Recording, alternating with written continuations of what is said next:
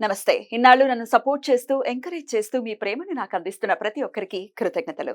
అలాగే ఈ వీడియో కూడా ఖచ్చితంగా మీకు ఉపయోగపడుతుంది. లైక్, షేర్ అండ్ సబ్స్క్రైబ్ చేసి మీ సపోర్ట్‌ని నాకు అందించండి. అలాగే ఈ వీడియో పట్ల మీకున్న అభిప్రాయాన్ని కామెంట్ సెక్షన్‌లో కామెంట్ చేసి తెలియజేయండి. ఇప్పుడు వీడియోని చూద్దాం. నమస్తే, వెల్కమ్ టు అవర్ ఛానల్. నేను పద్మిని. ప్రస్తుతంతో పాటు ప్రముఖ ఆధ్యాత్మికవేత్త, ప్రముఖ న్యూమరాలజిస్ట్ లక్ష్మీ నరసింహస్వామి ఉపాసకురాలు శ్రీమతి స్రవంతి గారు మనతో పాటు ఉన్నారు. మాట్లాడతారు. నమస్తే అక్క. నమస్తే పద్మిని. అక్క, ముందుగా మీకు శ్రీరామనవమి శుభాకాంక్షలు అక్క. చాలా ధన్యవాదాలు. నీకు కూడా శ్రీరామనవమి శుభాకాంక్షలు. Thank you so very much అక్క. చాలా చాలా అద్భుతంగా మనం జరుపుకోవాలి. కొన్ని వందల ఏళ్ల నాటి కళ సాకారం అయినటువంటి ఫస్ట్ శ్రీరామనవమి కాబట్టి, స్వామి తన స్వస్థలానికి వచ్చినటువంటి శ్రీరామనవమి కాబట్టి ఖచ్చితంగా అక్కడ అయోధ్యలో ఎలా అయితే జరుగుతుందో యావత్ భారతదేశంలో ఖచ్చితంగా అంగరంగ వైభవంగా జరుగుతాయి ఉత్సవాలు. భారతదేశం ఏమిటి, ప్రపంచంలో ఎక్కడ రామ భక్తులు ఉంటే అక్కడ ఎవరు యోగ్యులో వాళ్ళు ఖచ్చితంగా జరుపుకుంటారు ఈ శ్రీరామనవమి. అయితే ఈ నవమిని అసలు ఎలా జరుపుకోవాలి తెలిసినప్పటికీ ఇంకేమైనా నిగూఢంగా ఉన్నటువంటివి వస్తూనే ఉంటాయి బయటికి. ఇలా జరుపుకోవాలి, ఎలా జరుపుకోవాలి అని చెప్పి. సో శ్రీరామనవమిని ఎలా జరుపుకోవచ్చు అనేది ఒక్కసారి మీ ద్వారా. మనం చక్కగా రాముల వారి కళ్యాణం అనంటే మన ఇంట్లోనే పెళ్లి అవుతుంది అన్నంత సంతోషంగా హడావిడిగా ఉంటుంది. చాలా బాగుంటుంది. ఎండ అనేది కూడా మనకేం అనిపించదు అప్పుడు. నిజంగా వెళ్ళిపోతాము అక్కడ. ఏం చిన్న టెంట్ ఏమాత్రం ఎండ ఆపుతుందో తెలియదు నాకైతే, కానీ అక్కడ తప్పకుండా కూర్చొని రాముల వారి కళ్యాణం చూస్తూ ఉంటాం. అలానే శ్రీరామచంద్రమూర్తికి ముత్యాలు సమర్పించేస్తున్నారు అని అంటే ఆహా ఓహో అని అనుకుంటా. చాలా మందిని నేను చూసాను. మాకు రాముల వారివి తలంబ్రాల అవి దొరికాయి, తలంబ్రాలు వచ్చాయి మా ఇంటికి, మా అదృష్టం తెలుసా ఒక ముత్యం కూడా వచ్చింది అందులో అని చెప్పి అసలు ఎంతో 7 వారాల నగలు వచ్చినంత ఆనందంగా చెప్పుకుంటూ ఉంటారు. కాబట్టి అలాంటి శ్రీరామనవమి ఈసారి చాలా ప్రత్యేకమైనది. నిజంగా చెప్పాలి అని అంటే శ్రీరామనవమి మనం మన జనవరి 22 చేసేసుకున్నాం అత్యద్భుతంగా. కానీ ఇంకా బాగా చేసుకోవాలి అని అనుకుంటే గనక స్వామికి తప్పకుండా బయట దీపాలు వెలిగించడం అనేది ఈసారి నుంచి కొత్తగా స్టార్ట్ చేద్దాము అని అనిపిస్తుంది నాకు. చక్కగా పొద్దున సాయంత్రం ఇంట్లోనే దీపం కాకుండా బయట గుమ్మం బయట కూడా స్వామికి దీపాలు వెలిగించి ఆయన రాక మనకి ఎంతో సంతోషాన్ని కలిగించింది. అంటే మనం ఏం చేస్తాము, ఇంట్లో అన్ని లైట్లు వేసేస్తాం చూడు. బాగా ఫంక్షన్ ఉందనుకో ఏం చేస్తాం, బయట లైట్లు అవి పెడతాం. అంటే వెలుగు అనేది మన ఆనందానికి ప్రతీకగా మనం భావిస్తాం. అలాగే ఈ దీప జ్యోతులు చక్కగా మన ఆనందానికి ప్రతీకగా వెలిగించాలి అని చెప్పి నా మనసు కనిపించింది. నేను అలా చేద్దాం అనుకున్నాను. మీకు కూడా అదే చెప్తున్నా. చేద్దాం, అందరం కలిసి చేద్దాం తప్పకుండా. అయితే స్వామివారికి ఏదైనా మనము నిత్యం స్మరించుకోవాలి స్వామివారిని అని అనుకుంటే గనక మనకు ఒక మంచి స్విచ్ వర్డ్ ఉంది పద్మిని. శ్రీరామ జయ రామ జయ జయ రామ. ఈ మాట మనం అనుకుంటే అసలు అన్నిట్లోనూ రాముల వారు మనకి జయాన్నే ఇస్తారు అని చెప్పి మనం నమ్మాలి. అయితే మరి రాముల వారు చదువుకుంటే జయాన్ని విజయాన్ని మనకి ఇస్తారు కదా అని అనుకుంటే ఇంత నిగూఢత ఉంది అందులో. అంటే రాముల వారు ఎప్పుడు జయం అందిస్తారు మనకి, మన మార్గం ధర్మమైనది అన్నప్పుడు, మనం మంచి చేస్తున్నప్పుడు అందిస్తారు. అది మనం ఎలా చేస్తాం, అది ధర్మమైన మార్గంలో నడవాలి అని ఏది చేసినా కూడా ధర్మబద్ధంగా చేయాలనేది మనకి స్ఫురణకు వస్తుంది అనమాట. ఇదంతా కూడా అంటే మన జీవితాన్ని చక్కగా ఒక రైట్ పాత్ లో అనేది మార్గదర్శిగా మనకి స్వామి ఉంటారు. కాబట్టి ఇది మనం స్విచ్ వర్డ్ గా శ్రీరామ జయ రామ జయ జయ రామ అనుకోవడం అనేది చాలా ఇంపార్టెంట్. చాలా మందికి మనం చెప్తూ ఉంటారు, మీరు బయటికి వెళ్ళేటప్పుడు అపదామపహర్తారాం దాతారాం సర్వసంపదాం లోకాభిరామం శ్రీరామం భూయో భూయో నమామ్యహం అని అనుకుని మీరు అడుగు బయట పెడితే ఎటువంటి పరిస్థితుల్లోనే ఆ పని అవుతుంది అనేది అందరు చెప్తుంటారు. అయితే అందరికీ కూడా నోరు తిరగకపోవచ్చు.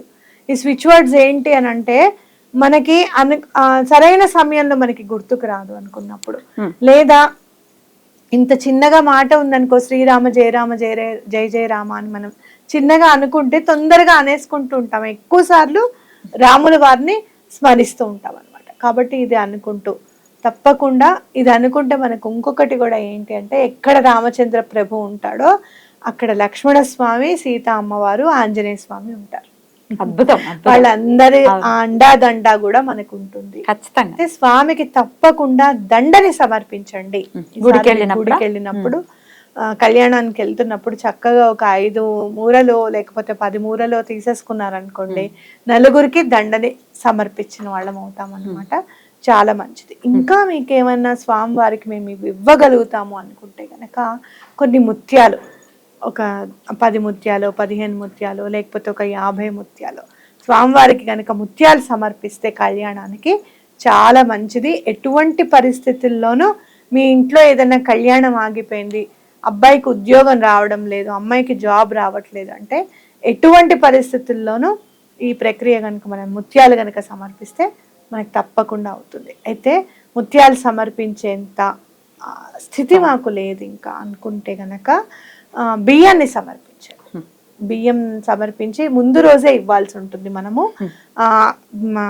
మనకి తలంబ్రాలు బియ్యంలో కలపండి స్వామి అని చెప్పి మీరు ఇస్తే తప్పకుండా కలపడం అనేది జరుగుతుంది అనమాట. లేదు అంటే గనక మీకు అన్నదానం ఏదైనా చెయ్యాలి అని అనుకుంటే కనుక గుళ్ళో అందరికీ భోజనాలు పెడతారు. ముందు రోజే ఒక 10 కిలోల బియ్యం ఇచ్చే స్వామి మాకు కొంచెం ఈసారి పిల్లలందరికీ కూడా జయం కలగాలి, ఎగ్జామ్స్లో అన్ని మంచి మార్కులు రావాలి అంటే గనక స్వామివారికి ఏదో ఒక సేవ చేసుకుంటే చాలా మంచిది అనేది నా భావన. తప్పకుండా తప్పకుండా రెమెడీగా ఏదైనా చేసుకునేది ఉందా ఆ రోజు? శ్రీరామ జయరామ జయ అంతే. ఈ స్విచ్ వర్డ్ను రాముల వారికి దండలు సమర్పించడం, బయట దీపాలు పెట్టడం అనేది మన ఆనందాన్ని మనం రెట్టింపుగా చక్కగా మనకి యూనివర్స్ కి చూయించామనుకో, యూనివర్స్ అదే ఆనందాన్ని మనకి తిరిగిస్తుంది. ఎప్పటికైనా స్వామిని అక్కడ బాలరాముణ్ణి చూసేంత ఇవ్వాలి అని చెప్పి ఆ రోజు మాకు తొందరలోనే అనుగ్రహించు స్వామి అని చెప్పి కూడా మనం అందరం దండం పెట్టుకోవాలి. బాలరాముణ్ణి చూస్తే ఆహా మనం చిన్నప్పుడు రాముల వారిని ఎప్పుడూ చూడలేదు కదా, ఆ కొరత తీరిపోయింది అనమాట. సాధారణంగా మనం ఏం చేస్తాం, కృష్ణుడు అంటే మనకి పెద్దప్పుడు గుర్తుకురాడు, బాలకృష్ణే గుర్తొస్తాడు. రాముల వారు అనేసరికి మాత్రము అలాగే సీతమ్మ వారిని వరించిన రాముడు, సీతను తీసుకొచ్చేస్తున్నప్పుడు రాముడు పుష్పక విమానం ఎంత ఆనందంగా ఉన్నాడు ఆయన, ఇవే గుర్తుకొస్తాయి. కాబట్టి బాలరాముడిని మనం అత్యంత తొందరగా దర్శనం అవ్వాలి మనకని చెప్పి కూడా దండం పెట్టుకుందాం. అలా చేస్తే గనక మనకి రాముల వారి అండా దండ తప్పకుండా ఉంటాయి. తప్పకుండా రాముల వారి అండ ప్రతి ఒక్కరికి ఉండాలి. ఆయన పరిపాలనే మన యావత్ మన దేశంలో జరగాలి.